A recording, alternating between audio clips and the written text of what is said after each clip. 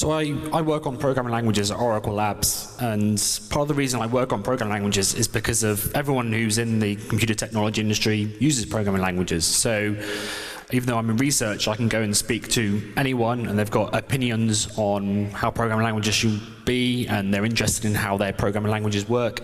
So I can always go and talk to people and explain what I do in my research.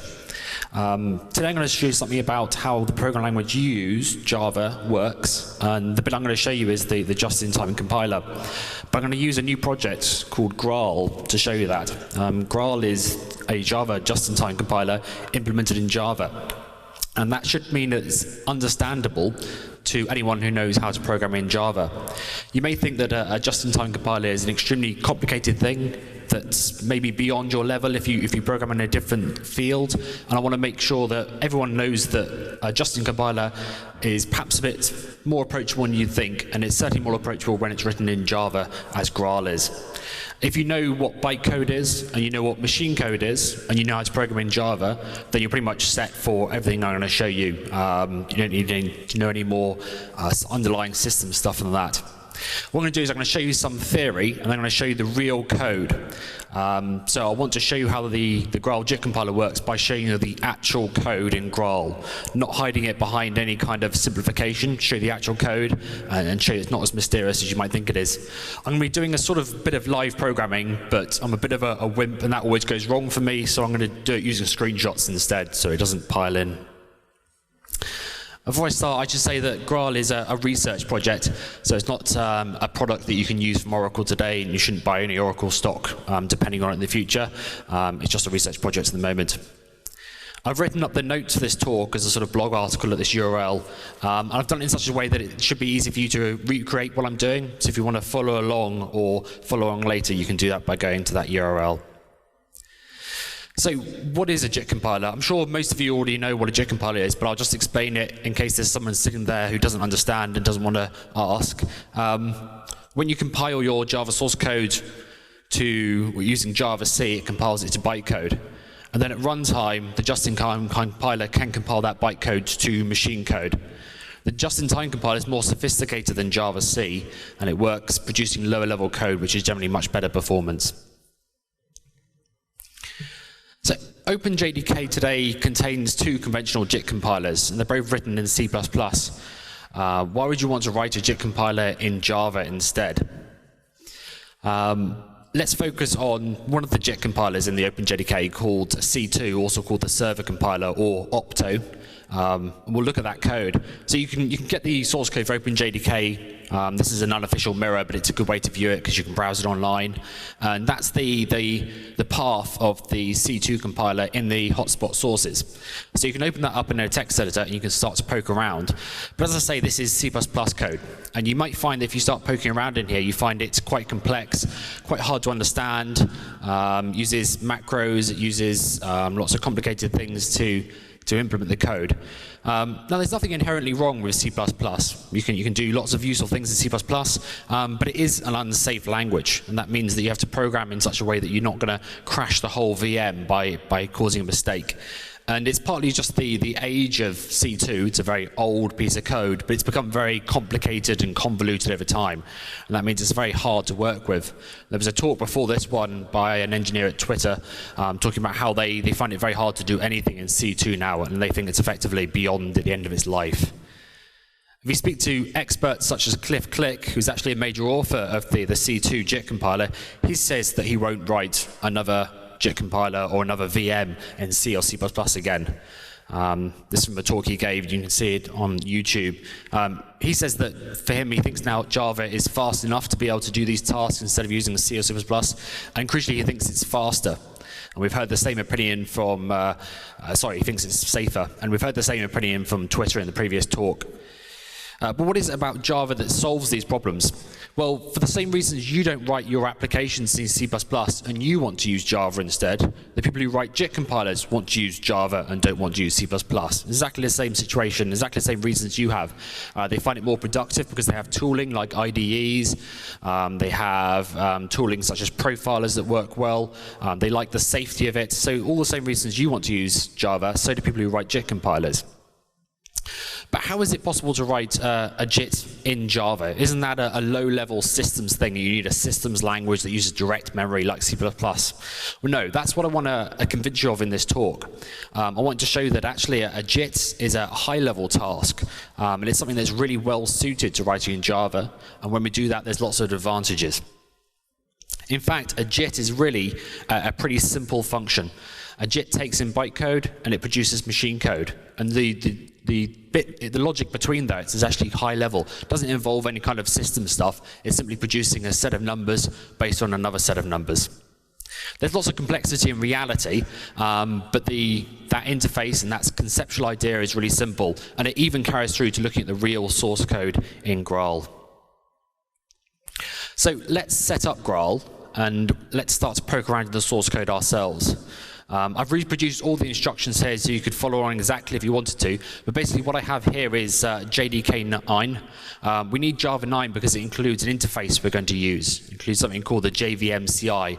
I'll explain this a bit more later, but this is part of JEP 243. There are backports available to Java 8 if needed, so you could follow these instructions with Java 8 as well.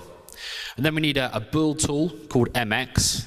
Graal is built using MX. It's a bit like Maven. You probably won't want to use it for your own projects, though, to be honest. And then we're going to clone the Graal source code. Graal is open source. I'm using a specific version here, so I know everything works. Graal includes quite a lot, so I'm going to just look at the compiler. That's why we change directory into the compiler directory, and then we build. MX includes a tool to create an IDE configuration for the source code it's working with, so we can run MX Eclipse in it. We could also run this with IntelliJ or NetBeans, and this gives us an IDE that has the Graal source code in. So we're already doing something here that is difficult to do with C2 and the existing JIT compilers implemented in C++. We've now got our nice IDE, the same IDE we use for our application code, with the JIT source code loaded up into it. Okay, let's write an example Java program to test this with. What I've got here is a simple program that has a loop, and the loop causes the JIT to run because it makes the code hot. And then I have a method called workload, which simply adds together two numbers. First thing I'm going to do is demonstrate that the C2 compiler produces machine code. So I'll compile that using Java C, and then I'm going to run with a couple of flags here, print compilation, and I'm going to say compile only workload. That's because if I didn't restrict it to just workload, it would try and compile the loop doing on-stack replacement. It gets a bit complicated, so I've simplified it and said I only want to look at the workload method. I won't explain the log format here, but basically what's going on is it tells you it's compiled that method to 4 bytes of machine code. So all we've done here is we said that's the JIT compiler running, and I'm telling you that's the C2 compiler. Now, we've built Graal, we've got Java 9. Let's plug the Graal we just built into Java 9 and run it again. We need to use some extra flags to do this. These flags are a little bit complicated. We need to put Graal onto the module path. We need to make sure we insert our version before the version that happens to be included in Java 9. So I'm upgrading the module path. And then I'm unlocking experimental VM options, because it's just an experimental thing at the moment. I'm enabling JVM CI, and I'm saying use JVM CI. I don't mention Graal here. What's happening is JVM CI and the JVM looks for a JVM CI compiler, and it finds only one, Graal, so it uses it by default. And then I'm saying I don't want to use tier compilation, because that complicates things. And I want to print compilation, and again, I'll only compile that one method. And so it prints again in the same format, compiled workload at 4 bytes. Now, it's used Graal to compile that. You'll have to just take my word for that for the moment, but I'll prove it later on. But now we've got Graal up and running. Now, what we did there is quite extraordinary, really. We installed a new JIT compiler into a JVM we had, a release version of the JVM, and we didn't have to recompile the JVM or anything like that. What makes this possible is the JVM compiler interface, or JVM CI. This is integrated into Java 9 as JEP 243, and I said there are backports available to Java 8. If you've used a source annotation processor before, which is like a plugin to the Java C compiler, it's a bit like that, and it's also a bit like Java agents. You can plug a Java agent into the JVM, and you can intercept bytecode. It's a bit like that. This allows you to plug in a Java library as your new JIT compiler. At this point, I'm going to start to show some source code to show you how approachable and understandable this is. So we want to plug in a new JVM compiler into the JVM. So we need some interface to do that. So let's define an interface, JVM CI compiler. And we said that a JIT compiler, all it has to do is take something as input. That input is a bytecode for a method. And as the name suggests, bytecode is simply an array of bytes. So our only parameter for compiling a method is an array of bytes. And what does a JIT compiler produce? It produces machine code. And again, what is machine code? It's simply a list of bytes. So it's an array of bytes as output. That's the interface to a JIT compiler. Now, the stuff we do in the middle can be complicated, but that's the high-level interface. And that's why we can write it in Java, because all you need to do is write a Java program which converts from one byte array to another. It doesn't need to involve any low-level C++ stuff. It's a simple functional interface. Now, it gets a little bit more complicated in reality.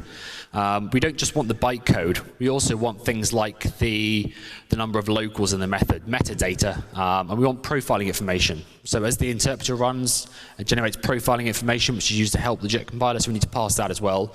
So the actual interface looks a bit more like this. It takes a compilation request, and from that you can get the method, and from that you can get the things in the method, such as the bytecode. But it's still giving you a byte array, which is the bytecode.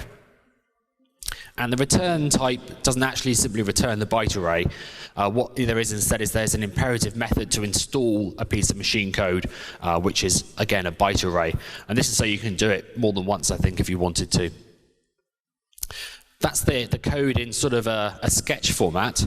Let's go into Eclipse, where we loaded up the Graal source code, and find that actual interface. So this is the interface, JVM compiler, and it has that method, compile method, which takes a compilation request. It returns a result status code, and it can run that hotspot install method. But that is the real interface that JVM CI and Graal use.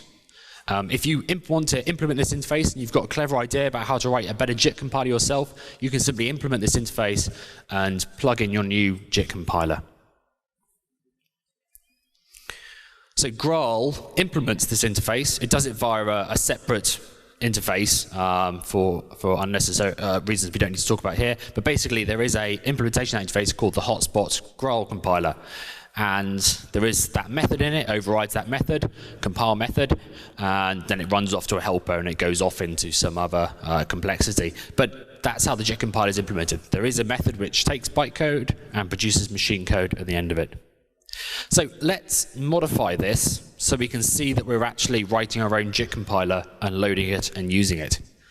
So let's take this compile method in the hotspot Graal compiler class, and let's just put in an extra line there. So I'm going to print to a standard error that I'm going to compile the method, and I know the method's metadata, such as its name, so I can print that out. So that plugs into here if we write that in Eclipse, and all I have to do is save. Because if we've set up an Eclipse project, it does compile on save. So I simply save that, and I run it as before, and then I can see my modification appearing. So what I'm doing there is I'm proving that we're able to modify the JIT compiler and plug it in and run it. Okay, let's talk about some theory about what happens between the input of the bytecode and the output of the machine code. Fundamentally, a compiler is a program which manipulates your program. It takes your program, represents it in some format, it manipulates it, and emits it out again. The data structure it uses to do that, in the case of Graal, is a graph. So if you write a program x plus y, where x and y are local variables, then the way Graal represents that program is it creates these nodes that represent values or computations. So it creates a node which is x, creates a node which is y, and it connects them both to a node which adds them together and then produces the result. This is sometimes called a program dependence graph, or a sea of nodes or a soup of nodes. It's actually the same format that C2 uses to represent your program. So this isn't an innovation of Graal. But this starts to be where we can talk about why Java is a good language to use to do this. It's an object graph. What is Java? It's an object-oriented language. So we can represent each node as an object, and the connections between them can simply be a reference from one object to another. When we represent side effects in this graph, so if we have getX and getY as being method called, we add in an extra edge to this graph, which represents the control flow going through it. So we say that get x must run before get y in order to keep the program order constrained.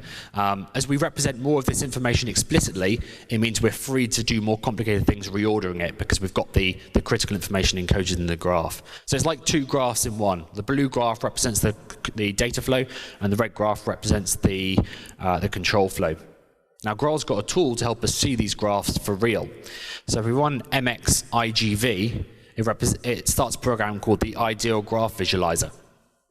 So this pops up this window. And then if we run with this command, graal.dump, then it'll put the graphs that it compiles into IGV. An interesting point to notice here is because of Graal is just a Java program, I'm using just a normal system property to configure it, like you might configure any other Java program. Let's take an example program which takes an average, we'll say. So it takes A and B, adds them together and divides by 2. I know that could overflow, but let's not worry about that sort of thing. So if we run that with this dump option, then IGV will show us the actual graph that Graal is using to represent and understand and optimize your program. So each of these blocks, each of these nodes with this window is a Java node object. The P means it's a parameter, so we have parameters 0 and 1, A and B. And they send their data to an add node, and that sends the result to a divide, which takes a constant, that's what the C means, 2, and it returns that. And then we have the control flow saying it goes from the start of the method to that divide, and then returns it. The numbers on the front of each node are simply the number of the nodes, so we've got a way to reference them. So we have the control flow and the data flow there, and this represents the way that Graal understands your program. It has these objects to represent each of these nodes. If we take a slightly more complicated program, so this time if we take an average of an array of values, so we have a loop going through it, then we get a more complicated graph. I'll just zoom in on this a bit. What we have now is a loop. So we have a loop begin, that's the red node at the top, and we have a condition to say if it's less than, you can see node 11 is the less than there. You can start to see why this is called soup of nodes or sea of nodes. It does become slightly complicated to understand these graphs as they get larger and larger, but we've got this tool to help us do it visually. Okay, let's look at this. Now we've talked about the interface, and we've talked about the data structure we use. Let's follow some compilation all the way through. So Graal takes bytecode as input. Let's see that and verify that. So back to our trivial example, I'm going to modify Graal now to print out the bytecode as it comes in. So I'm going to print a standard output, the name of the method, and its bytecode as an array. And that's what we get. When we run that, it says this is the bytecode of the workload method, and it's these numbers. And if you looked up the Java class file specification, it would tell you those numbers correspond to the add and the divide operation and loading the parameters, things like that. What we need to do now is turn that bytecode into this graph data structure. And this is where, again, it starts to be obvious that the benefits of writing this in Java and being able to use tools is, because the way I'm going to find out how Graal passes that bytecode into a graph is I know there's an add operation in it, so I'm going to open up the add class, so the add node class. This is the object which represents an add. I'm going to say, well, it's got a factory method there, create. The static create method. So let's use Eclipse and say I want to find the call hierarchy of that. And if I expand that a few levels, looking down the bottom of the screenshot, I can see that there is the bytecode parser class.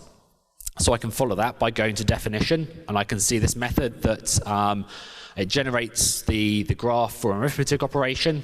And I'll just zoom in on the code and simplify it a bit. But this says that for an add bytecode, create that integer add node. So we can see it's going through the bytecode and it's generating that node. And we could do that by following the IDE. So I didn't have to have an expert explain that to me. I could do that by poking around in the IDE myself, the same way you'd poke around in a new code base you're trying to understand. This is what we call abstract interpretation, by the way. If you notice, this looks a bit like a bytecode interpreter. It has a stack here, and it pops two values off. It creates the node to add them and puts it back on the stack.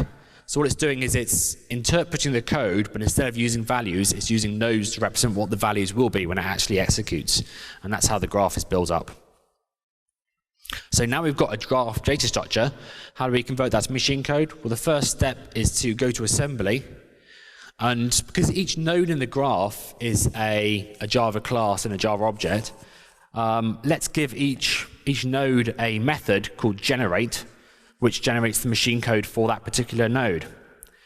So if we have a workload that simply increments a variable, and I'll tell you that this uses the increment node, then the assembler will call assembler.increment, which is the machine code instruction, and that actually emits bytes that are the machine code bytes for that instruction. And the emit byte, all it does is it pushes a byte onto a byte buffer, which can then be turned into that array to return at the end of it. So again, there's nothing low-level systems going on here. All it's doing is building up an array of bytes. We create the nodes, and then we ask each node, can you emit some machine code for what you need to do? And it puts that onto a byte buffer and returns it as a byte array. We can look at that in reality. We can go to the AMD64 assembler class, and we can see where it's emitting bytes. It's a little bit more complex and obscured here because it's generalized for all different kinds of arithmetic, but you can still see where it's emitting a byte there and then going off into some helper code to do it. And emit bytes, as I said, it simply puts a byte onto this byte buffer. So that then generates this array of bytes, which is the machine code coming out. And let's modify Graal to, say, at the end of the compilation, let's print out the machine code. So again, it's just an array of bytes, just printed out. And it goes here inside the hotspot Graal VM compiler class. And we run it as normal. What I'm going to do here as well is I'm going to tell it to print the assembly of the code. So this is a standard hotspot thing. It can work with C2 as well, but that's the modification we made. We said I want to print the machine code, so it has done. That's the top line, and then the standard disassembler prints the code as well. So we've verified, we saw the array of bytecode going in, and we saw the array of machine code coming out. Let's go back to our add example, and let's check that we can modify that machine code to do something different if we wanted. So this is the add node, and at the end it does emit add instruction, and I'm just going to modify that to be emit sub instead. And I can go and I can run the same program, and I can see I get a sub instruction coming out instead. So I can see I'm free to modify Graal as I want to. Obviously, you wouldn't want to do that sort of modification in reality. I'm just showing that you can modify things. And all you have to do is save, and it compiles, and you can use it straight away. So that's the transformation we've done. We've shown how we took that bytecode. It was just numbers. We generated a data structure. We walked that data structure to generate machine code, and we produced some machine code bytes out of it. And so it really is just byte array to byte array, and it really is just numbers. So that's why you can do it in Java, and that's why it makes sense to do it in Java. Of course, the interesting bit is when you start to do optimizations. So between generating the graph and emitting machine code, let's change the graph to make it faster and to produce better code before we generate it out to machine code. So let's look at how Graal implements a few optimizations. The first one I'm going to talk about is canonicalization. It's probably the simplest one to look at. What I mean by canonicalization is basically constant folding and simplification. It's run in a slightly different way because it's run as the graph is created, but we can think of it as an optimization phase. So again, in Graal, an optimization phase is simply an interface which you implement. And you get a method called run, which takes a graph, and then it's free to modify that graph any way it wants to. So in the same way you can write new JVM CI compilers by implementing that interface, you can implement new optimization passes by implementing this interface. And you simply get the graph, and you're free to do whatever you want to, as long as it doesn't violate the rules of Java or create a corrupt graph. You can do what you want to improve it. And what we're going to do for this canonicalization phase is we're going to give each node a method called canonical, and we're going to say to the node, you're responsible for simplifying and constant folding yourself. So if we look at something like the negate node, so this is doing minus x, for example, one of the optimizations it does is if you're doing minus of another minus node, so if the value you're negating is itself a negate node, then let's replace it with simply the value from that one. So if you're doing minus minus x, let's replace that with x. So you may be aware that the JVM does that kind of optimization, and here we can see and understand the code which does it. This doesn't look much different to how your business logic would look for working with some sort of graph data structure as well. And again, we can go into Eclipse IDE and we can look at the negate node, and there's the canonical method, slightly more complicated in reality, and it defers to this find synonym method. But we can see in the middle of that method, that's exactly what it does. If the for value is a negate node, then it replaces itself with the value from that one. So that's how that optimization is visible actually in Graal. The logic here is almost as simple as it could be. It almost couldn't be any simpler than that. Slightly more complicated optimization is global value numbering. This is about removing redundant code. If you have the same expression twice in a method, we can calculate it once and then use the same value twice under certain circumstances. So we have a method which does a plus b times a plus b. Then we can calculate a plus b just once and use the value twice. So we can jump straight into Eclipse here, and we look up a method called try global value numbering. And let's see if we can understand this by looking at just the actual Graal code. Well, if the node is numberable, so if it's a value without side effects, then we'll look for a duplicate of that same node. And we'll say that nodes are the same of each other if they have the same inputs. So as long as the node has exactly the same inputs, then we can, as we see here, find usages of it and replace them with the one canonical version of that node. So that's global value numbering implemented in just a few lines there. And the way it looks is, for that code, we replaced two versions of that add node, which had the same inputs, with one, and we simply connected both of those edges into that one node. So when it emits machine code, it'll only emit machine code once for that add. This is a good example to show how control flow is represented. If I, instead of having local variables A and B, if I call methods A and B, then those methods could do anything. They could have side effects, so I can't call them just once instead of twice. So in that case, the graph looks like this instead, and there's a control flow edge running from get A to get B, and then get A and get B again. And that means we can't replace the second get A with the first because it has different inputs. The first one points to start with the red edge, and the second one points to the first get at B. So it doesn't replace them. When we looked for duplicates, we didn't find any. Lock coarsening. You may be aware that the JVM will coarsen multiple synchronized blocks next to each other. If you synchronize on the same monitor once and then again, it'll collapse them into one. A simpler way to think about this code is if we use sort of pseudo methods on monitor. So if we say we enter, do our code, exit, and enter again, do our code and exit, what we'd like to do is replace it with that. This is called lock coarsening. So we enter lock just once.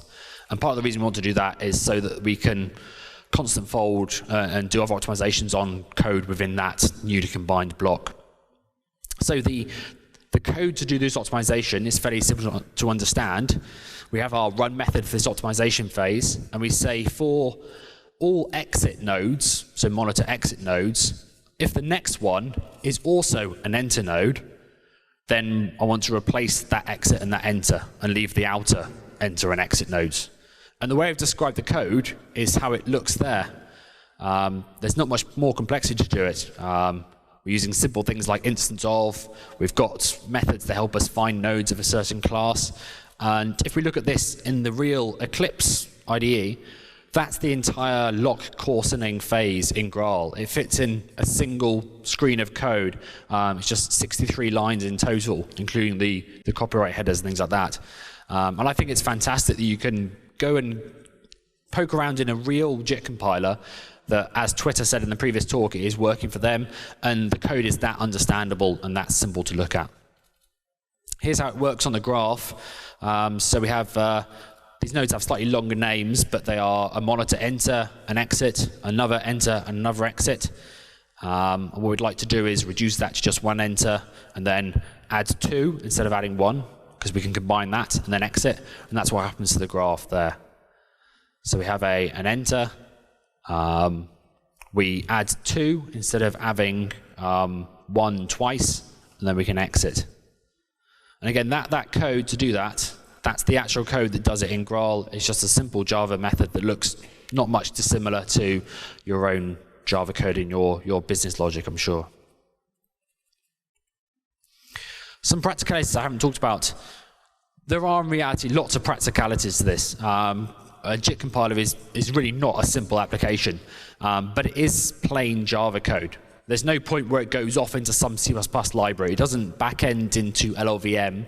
It doesn't call back into some assembler written in C++. It does everything in Java because it's simply it's a high-level task in reality. And it runs on the JVM, and that means we can use Eclipse, we can use our debuggers, we can use tools to help us explore that code base. And the complexity of the actual optimizations isn't really the point. The point is that you can go and look at the code and understand it. But some of the practicalities I haven't talked about include register allocation. So in those graphs, we had lines going between nodes. And what does that line really mean? It means that a value is being passed between the nodes in a register or some other storage location. And Graal uses an algorithm called linear scan to do that, but that's not really an innovation in Graal, so it's not necessary to talk about it. One of the other practicalities is we've got all these nodes in this big, complicated graph. How does that become a linear sequence of instructions? What we do is we visit the graph. So we walk it in a particular order. We try and determine an order which makes sense and is efficient. But again, that's something that works in a similar way to C2. What can you use Graal for? I said that it's a research project, but what's the end idea we might like to be working towards? Well, you can use it as a final tier compiler, like Twitter are today, if you saw the previous talk. And this is really all you need. You just need to say, use JVM-CI compiler. And Java 9 does actually include a slightly older version of Graal to the version I've demonstrated here, which means that you can use it without all the extra complicated flags that I've shown. But those flags are necessary if you want to try compiling and modifying Graal yourself. It's not much different to saying -server like we used to do before the server compiler was the default. And that idea of using Graal as a final tier compiler, that's now becoming part of a wider aspiration within Java to have more of Java written in Java itself. It makes sense because Java is a simpler language and a safer language, and these tasks are actually quite well suited to being written in Java. Now, you could also write your own specific optimizations. I showed the interface for writing an optimization phase in Graal, and I said you can simply implement that yourself. So if you know an optimization which is useful for your particular workload and makes sense for you, and if you have the resources to do so, you can implement that optimization yourself. Some people are already talking about doing this. JRuby, which is Ruby implemented on top of the JVM, they're working on some optimization phases which suit the code they know they generate. And relaxes a few rules about Java that they know are safe to do so for their code. And they're demonstrating it works and does something useful for them. There'll probably be a talk from the JRuby team about that at some point. You can also write your own intrinsics. So Java replaces some methods with machine code rather than using the Java implementations. And for example, if you do something like system current milliseconds, that's implemented in machine code directly to be more efficient. We can do that for your own methods. So if you have a method that you want to implement using a particular bit of machine code, instead of using JNI to do that, you can implement a new intrinsic in Graal to do it. Ahead of time compilation. This is another real strength of Graal being implemented in Java. Because it's implemented in Java, it's also a Java library. You can use the code from other Java programs because it's just there as a normal library. And there's not really much difference between ahead of time compilation and JIT compilation. We can reuse Graal to do both. Java 9 uses Graal to do the ahead of time compilation it has built into it, which is experimental still. But there is actually a project which takes us even further. So a more ambitious project is called the Substrate VM. I'll demonstrate how this works. If we have a hello world program, if we compile that to Java bytecode, then in the distribution of Graal and the JDK that you can get from the Oracle Technology Network called Graal VM, there's a program called Native Image, and you can run that on your Java class, and it spends time compiling it, and what it does is it produces a single statically linked executable from your Java program. So it produces a 6 megabyte file from that hello world, and it's on my Mac, it's simply an executable file. This has no dependency on the JVM. It doesn't have a link to, it's not like the JVM with the bytecode appended. It's just a static linked executable, and we can run that, and it starts in 10 milliseconds rather than much more as it would on a JVM. Another use of Graal is truffle. You may be aware there's lots of other languages that run on top of the JVM beside languages like Java and Scala. For example, there's JRuby, there's Jython. What these languages do is they generate bytecode at runtime for the code you're writing in their languages. They could use Graal to generate machine code directly. So they could reuse all the tools and components in Graal to generate machine code. But that's quite complicated. So what we've developed at Oracle Labs is a framework to help you do that, a tool to help you do that called Truffle. Truffle lets you write an interpreter for your language. And what it does is it generates a JIT compiler for you automatically using Graal as a library. So it detects how many times you call your method, and it says, right, I'm going to compile this code here. I'm going to get the bytecode for your methods. I'm going to pass it to Graal and get it to compile them in a certain way. And that's possible because Graal is just a Java library you can use like any other.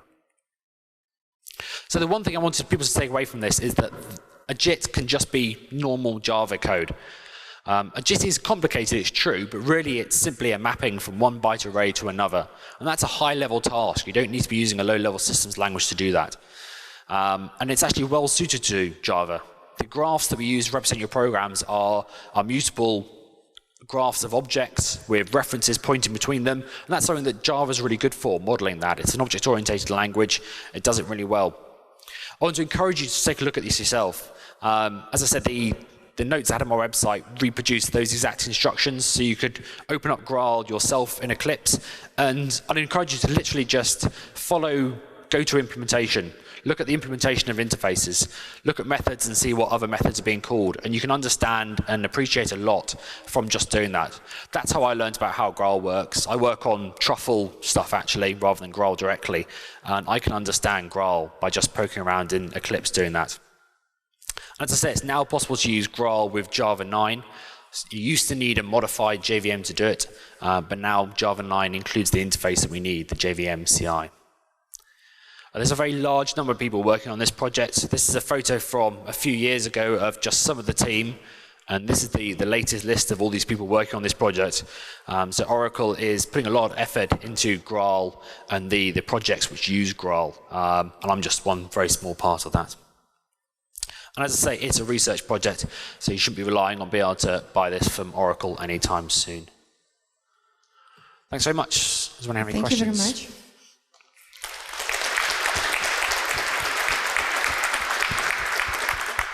Questions, please. No questions? No? Hello, thanks for your talk.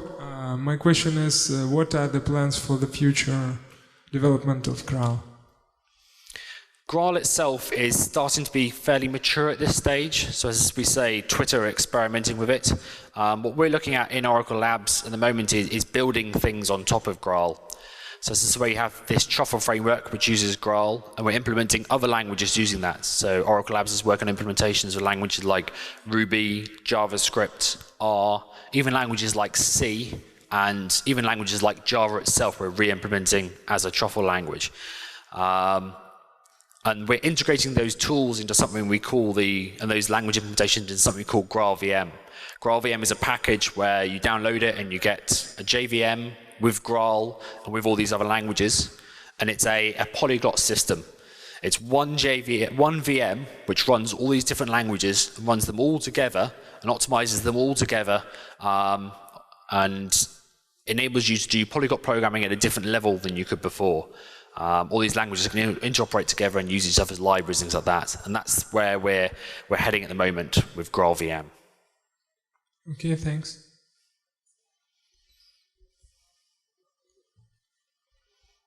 Hi, I also want to thank you for your talk. I was just slightly confused when you were talking about AOT.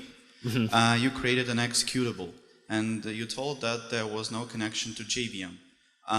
But how is garbage collected then?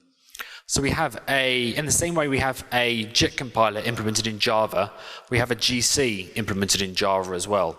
So we've re-implemented quite a lot of the JVM in Java, the garbage collector, the JIT, the bytecode parser, the bytecode verifier, all these things, sorry, not the bytecode verifier because that's done ahead of time, but all the other components of the JVM, and we compile them into the image. And because it's compiled ahead of time, that native code doesn't need to be interpreted or anything like that. It's simply there when the image starts. So the substrate VM, which is what this tool is part of, is a reimplementation of almost all of a JVM in Java, which we then ahead of time compile. Okay, thanks.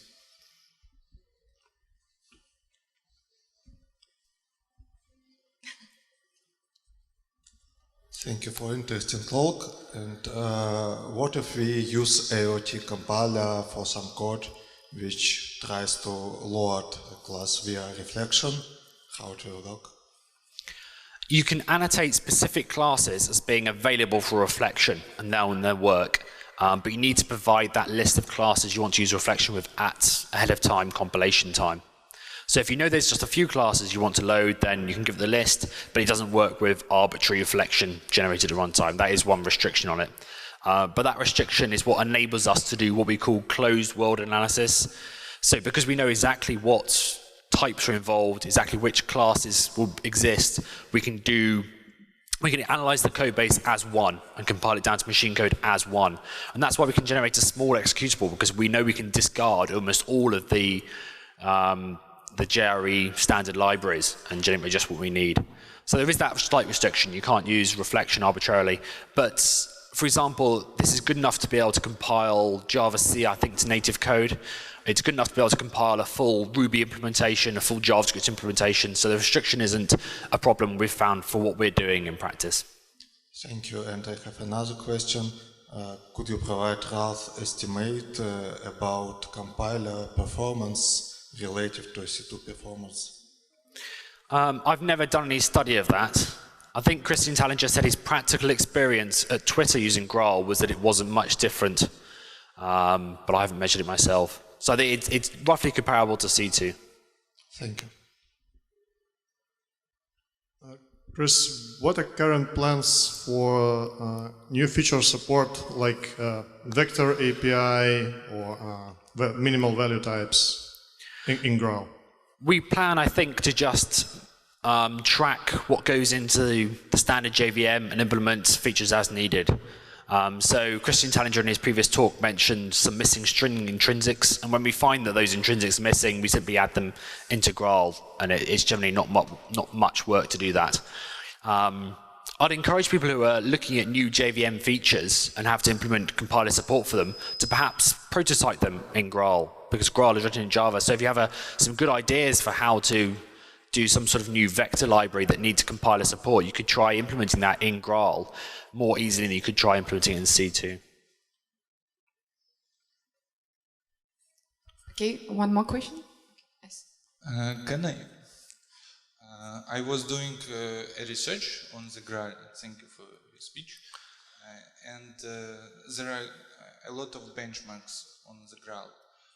Do you implement it in your own way, like homebrew, or do you use some standard tools? To benchmark and track performance? Yeah, like performance or compilation units, code size. In our continuous integration system, we do run many of the standard benchmarks and real code that we're interested in running and things like that. And we look at improving those numbers over time. I don't track those sort of numbers myself daily because I'm more of a user of Graal in the truffle context, so I don't know much more about that, sorry. Thank you.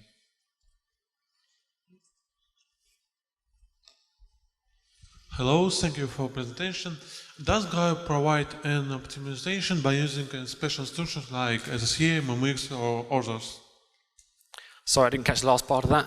Does Graal provide an optimization by using special processing instructions like SSE, MMX? Oh, right, yeah. So C2 already does that for detecting, it detects what process you have and can turn on special support for special instructions. And Graal matches, I think, exactly the same functionality. People have been experimenting with adding support for things like GPUs, which have their own instruction sets in Graal, things like that. I think we basically try and just track C2 with that at the moment. But again, if someone was experimenting with supporting new instructions, it's very easy to do that in Graal, because as you see, if you know a new machine code set of bytes to emit, you can simply do that quite easily in Java. Yeah. Thank you. Thank you. More questions? Any? Oh.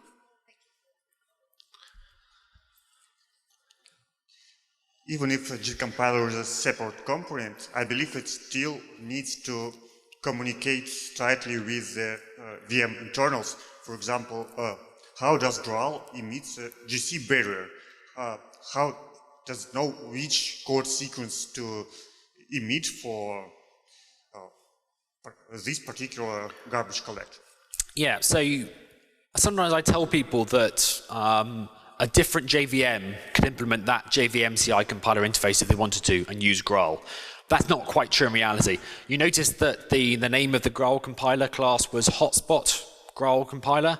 That's because it's specific to hotspot, because as you say, we need specific code to emit the correct write barriers for the way hotspot does GC. A write barrier, by the way, is a snippet of code that you need to run when you modify pointers so the garbage collector can keep track of things. So yes, if you added a new garbage collector to hotspot, you'd have to add new barriers to Graal to do that. In practice, that's not a burden. It's just calling assembler.emit move, emit add, and whatever to do the instructions. But you do have to track that again from C2. So someone later this conference is going to talk about a new GC Shenandoah they're working on, and at some point, if they want to use Graal with that, they'll have to write their barriers in Graal as well. So yeah. Thank you.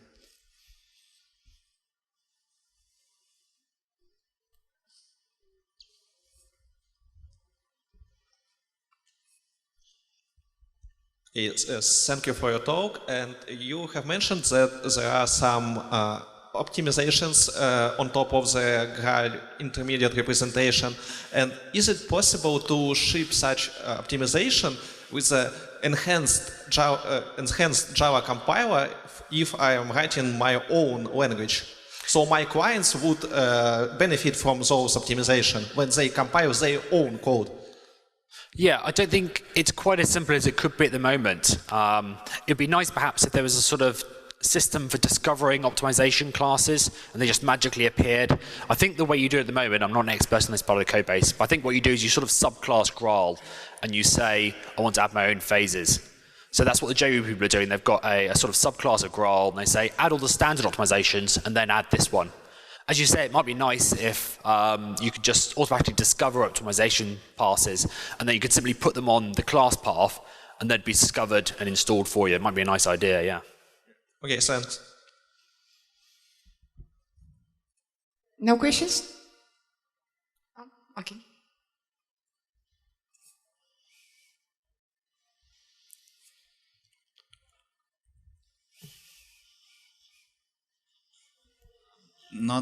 Question not directly to your speech, but is AOT somehow magically using JNDI? So for not this exactly. Just a second. Is JNDI somehow enhanced during AOT compilation? Do you mean JVMCI, did you say, is it enhanced? The AOT doesn't use the JVMCI. The JVMCI is the way for the JVM to ask a compiler to compile something. What AOT does is it simply says, I'm going to choose to compile this method. So the native compilation tool, native image, is a Java program which has the Graal libraries, and it says, right, collect all the bytecode for the methods, analyze them, and then it turns them into Graal IR by using the Graal library directly, and then it says emit machine code, and then it writes it to a macro format executable file itself by opening it as a normal file. So it doesn't use JVMCI, it directly uses Graal. Okay, thank you. It's sort of doing pull rather than push. JVMCI is about someone asking you to do something, and you can do it the other way. You can pull things in demand to do them yourself. What kind of applications would, first of all, benefit from Graal? those that strive for latency or for throughput? I'm not sure. I think I can tell you what sort of applications benefit more generally. Twitter have found that their Scala applications work very well with Graal. I think streams, sort of Java 9 code, lots of lambdas works very well with Graal. I know from my work that using it to compile Ruby code works extremely well. We can get literally an order of magnitude performance over any other Ruby implementation on some fairly large benchmarks using it. I'm not sure whether latency or throughput would be better. I think Twitter was seeing both because it has more sophisticated escape analysis, so it was generating less garbage, which helps latency, and then it also generates better code in some circumstances anyway, so that helps throughput. So I think we're aiming at both. Thank you. The last question. Thank you for the talk.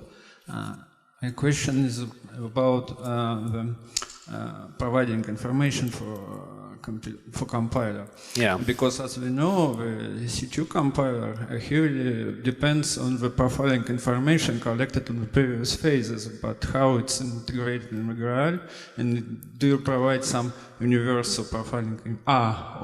Yeah, so the interface for JVMCI isn't quite as simple as byte array to byte array. It gives you a compilation request, and the compilation request allows you to get the method, and the method includes both the bytecode and the profiling information.